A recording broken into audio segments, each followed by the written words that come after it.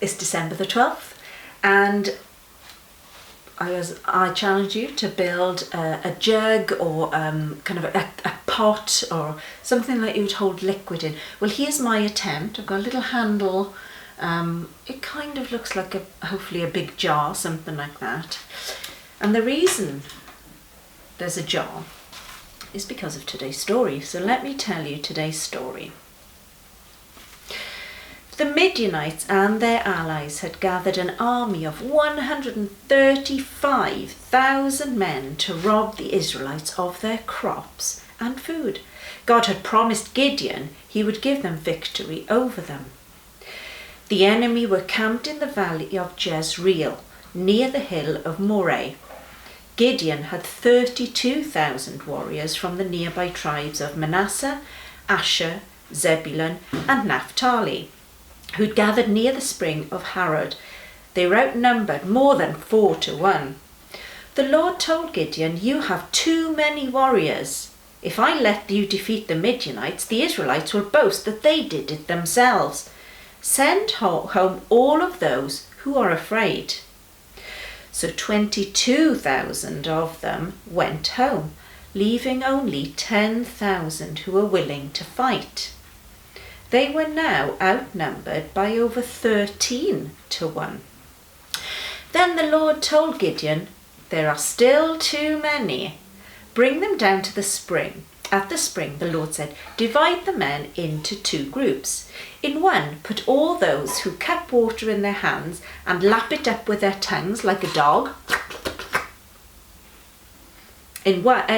And in the other group, put all those who kneel down and drink with their mouths in the stream." So that would be slurping it up.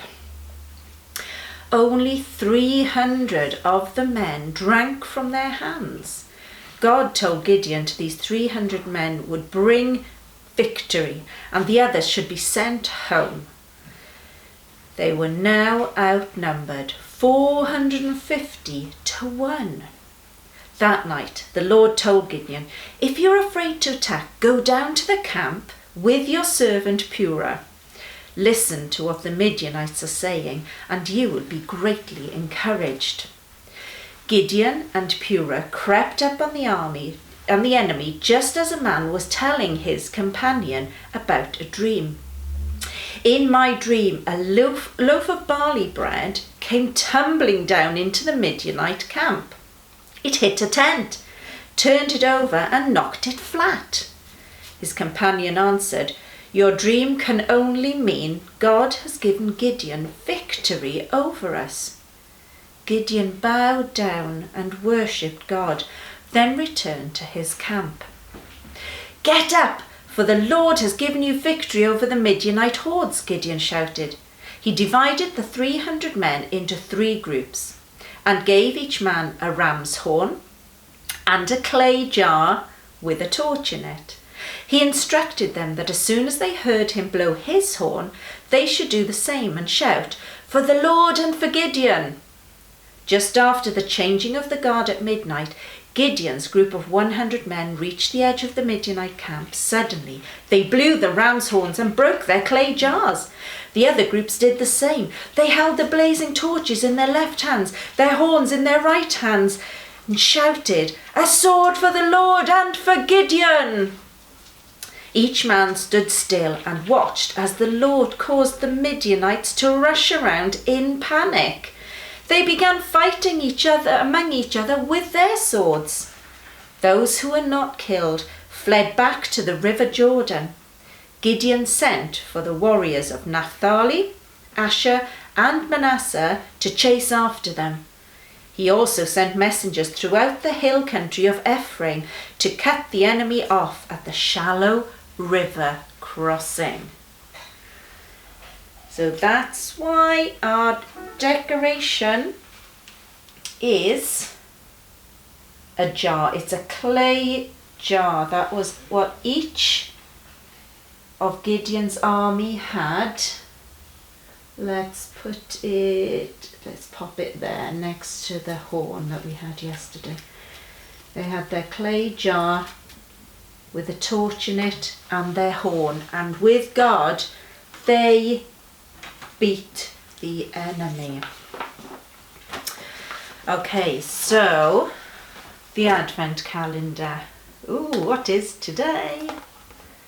It is, if I can get the sticky stuff off as well, it is a wise man. I'm going to put him down the front here. So we've got a wise man here. So let's read the next part of our Christmas story. And there were shepherds living out in the fields nearby, keeping watch over their flocks at night. So just outside Bethlehem, there were some shepherds who were tending to their flock. Tomorrow,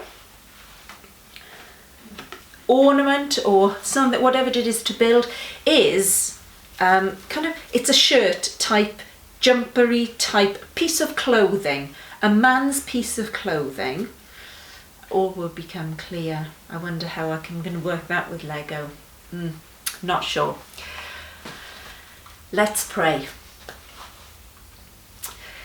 Dear God, thank you that Gideon trusted you, and knowing that you were on his side, he didn't need thousands and thousands of men in his army to defeat the enemy. He trusted you to know that 300 men were enough to beat their enemy because you were with them. You fought for them and you won the battle for them.